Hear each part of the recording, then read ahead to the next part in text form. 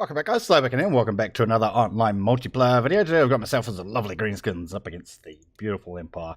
Right, Greenskins, we've got an army. Let's grab it. Let's grab it and then we can talk about it a wee bit. Right, let's grab it. Where is it? Where are the Greenskins versus Empire? There we go.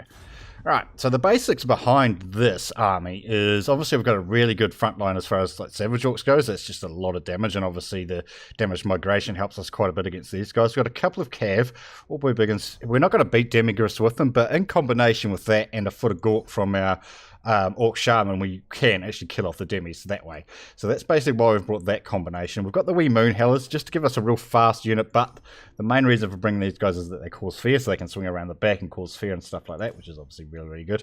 The 8-peak Lunars, of course, are the Unbreakables, just in the front line, offering us a wee bit of poison damage, just reduce the damage that they bring. Just got a Night Golden Shaman as our, Night Golden Warboss, sorry, as our lord, because he just is cheap. Basically, that's the only reason, is he's so cheap. Night Golden Shaman, of course, with Sneaky Sealant to try and steal all his magic so he doesn't get too many dwellers belows and that type of stuff off on us. Itchy Nuisance to obviously debuff the line. Night Shroud to give us a accuracy, or give him, I should say, an accuracy debuff, so he can't shoot us as much with his net and gun combination. And then just a Goblin Big Boss on a Spider-Man, again, just offering that poison damage.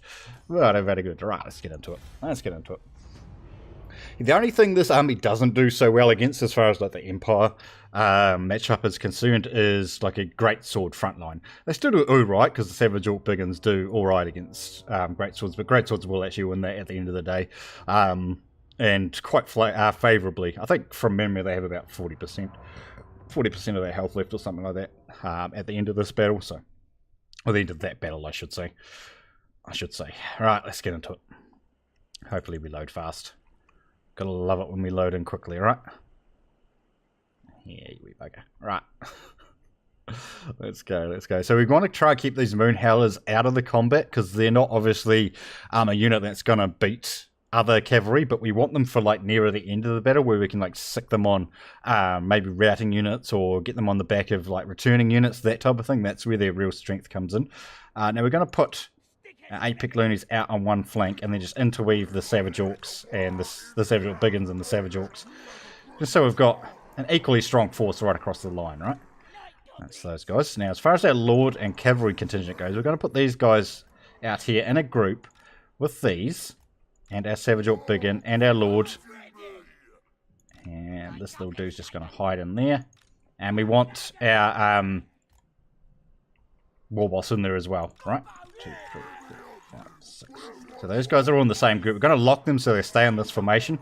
When we come up against like cavalry or something like that, let's see how many troops he's got, 897. When we come up against like cavalry or something like that, we want to push these guys forward and then do a foot of Gork on the unit that these guys are engaged with, not these. We don't want all this hit by the foot of Gork, right? We want to sacrifice that so we can actually get a really nice foot of Gork off. That is the plan. Our front lines are locked, of course. They're going to go forward. Right, Moon Howlers. Anywhere we can vanguard that just keeps them safe for the start of the match. No. All right, we're going to just deploy them. I'll just deploy them in those trees. Keep them hidden. We can. Yeah, there we go. And then he's going to pull his cavalry over this side to match up with our cavalry, right? And then we can move them around. We can swing them around this way once it actually begins. I don't know. He might deploy on this hill, actually. That would probably be the best place for him to deploy. All right, let's get underway. Let's see where he is deployed. We need 28 winds of magic to overcast this for that massive explosion damage. If he doesn't have a lot of cavalry and he's more foot troop focused, we're just going to single cast these, not overcast them, because we don't need the extra armor piercing when matched up against Empire infantry. So we still want to try and pump out as many of those as we can. Now we've got to be careful here that we don't get this unit dwellers. Actually, that's a good point. Let's split them up a wee bit if we can, like that, and actually bring these guys out a bit. There, now they're not all going to get hit at the same time. We just have to keep our eyes on that. I assume that's where the dwellers is going to come on, right? On this, assuming he's got it, but that's where the dwellers is going to come on this force. Not probably so much on our infantry. I mean, he might, but I wouldn't expect it. Right, so he's got one cav, which is the Demis. Another unit of Demis over that side. He does have dwellers, of course. General of the Empire, Hammer of the Witches, going to be shooting at my cavalry, no doubt. It's alright, infantry's off. Or we can hit them with this. Overcast it to reduce that accuracy on the cannon. Thank you very much. Get that up and running. So that lasts for like a minute. 57 seconds, yeah. So it lasts forever, which is so good. Means we don't have to take as much damage. He's got obviously anti-large units on the flanks. Is he not actually going to pull this one to support that? That's interesting. Come on, wee boy. We need to get that damage in there. I'm really waiting for him to pull this unit back over this side before I move those moon howlers. Alright, keep running, keep running. We're going to beat his front line. There's no doubt about that. Flagellants, although they are very good, Savage Orc Piggins will actually beat them. But yeah, come on, man. Are you casting it or what are you doing? How close do you need to get? Right there, okay.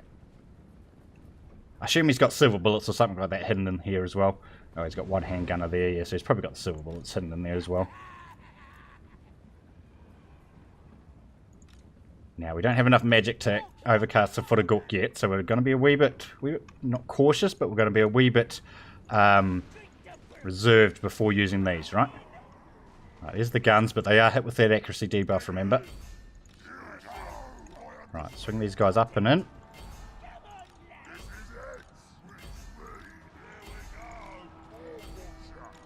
"20 winds of magic." Right, we can probably bring these guys up.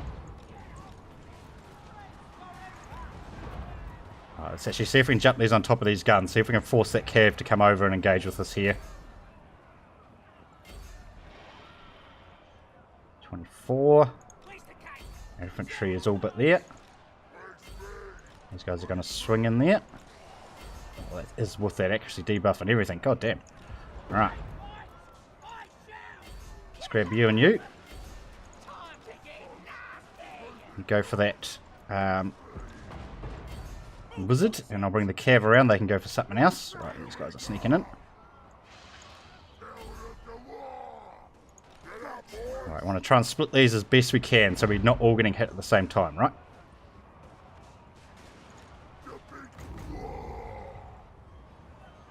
Right, put that on those demis and hopefully we can pull... Yeah, we pulled these cavalry through so they're not going to take as much damage in there. Let's pop our defences and stuff. How much damage did it do? Not a lot. Not a lot, unfortunately.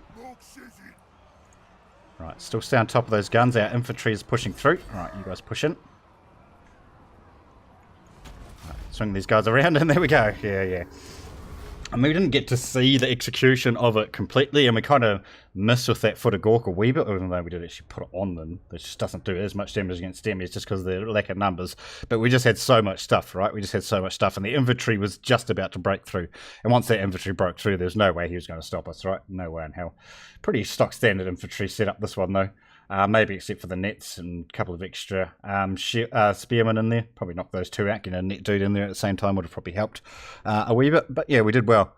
We were just absolutely surrounding. Like I said, the Flagellants, although they are a very good unit, not going to stand up to Biggins. They just don't hold up to Biggins very well. They do alright against Savage Orcs, probably actually winning 50-50 on that one. But yeah, with the Savage Orcs being able to just push straight through, we would have cleaned that up at the end. But we didn't quite get the full execution of that, let's just say that. But we did actually do pretty well. Alright guys, that is today's multiplayer video. Hopefully you have enjoyed it. Thanks for watching, and we will see you next time.